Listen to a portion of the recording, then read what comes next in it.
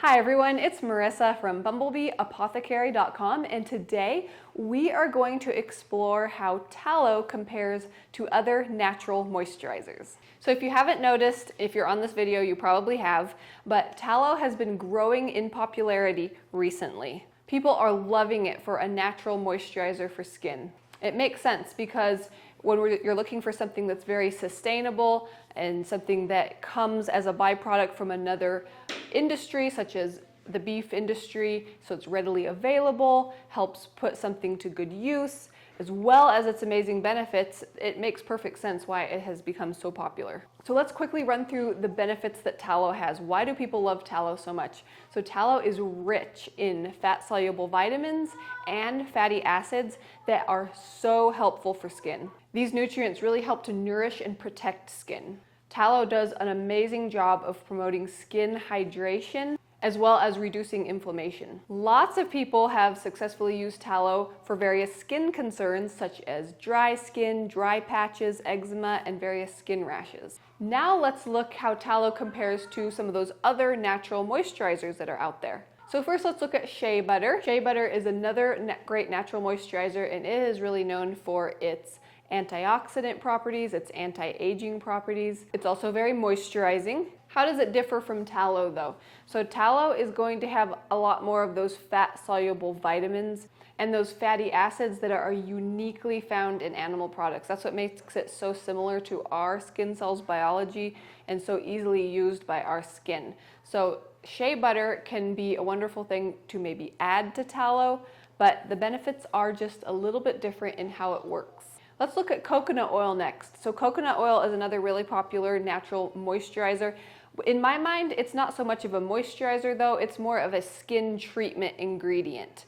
And this is because coconut oil has very powerful antimicrobial properties. Sometimes coconut oil can be moisturizing, but for certain skin types it can be drying.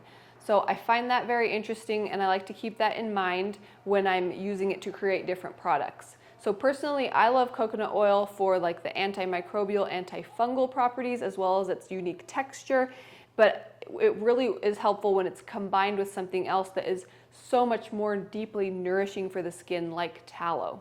Also note that coconut oil can clog pores for some skin types. Next, let's look at jojoba oil. So jojoba oil is more similar in its makeup to skin's natural oils, and so that can make it very nice for certain skin types, especially more oily skin or acne-prone skin. It's also a very lightweight moisturizer, so it has some great properties in its own. Again, it's going to differ from tallow in not having as many of those vitamins, the fat-soluble vitamins, and the fatty acids that tallow does, so it's not going to be quite as deeply nourishing and hydrating in that way, and not as easily recognized by our skin. But it can be a great addition to certain skincare products that do have tallow in it. So personally, when I'm making, like for example, a basic tallow balm, you need a liquid oil portion to add to the tallow so that it's soft enough to be able to whip and to use easily on your skin.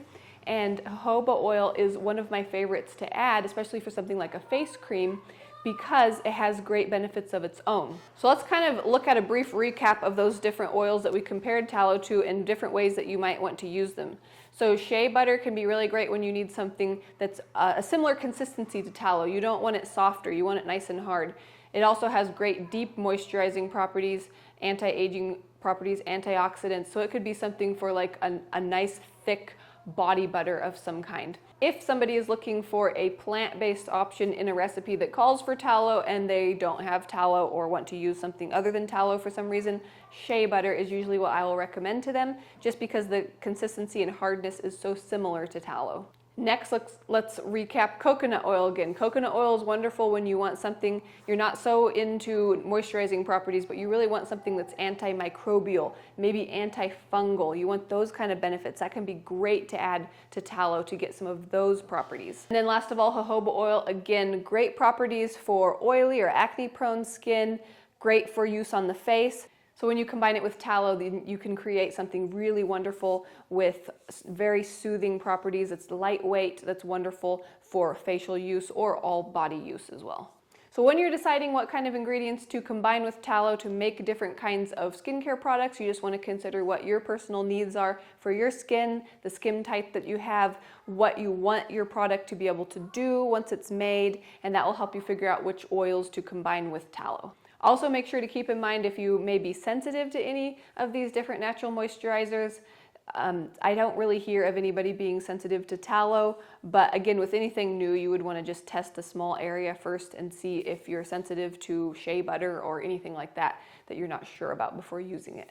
Always do your own research before you create anything. Make sure that you understand all the different properties, but most of all, have fun. Just get in the kitchen, start combining stuff, dream up ideas of what you want to create and what you want it to do, and just start creating. It's so much fun to make these things. They're tailored to specifically what you want.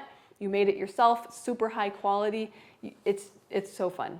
So whatever you end up coming up with, I would love to find out and see what you create. So tag me over on Instagram. It's @bumblebeeapothecary, and just take a picture of what you make, tag me, and I would love to see what you make.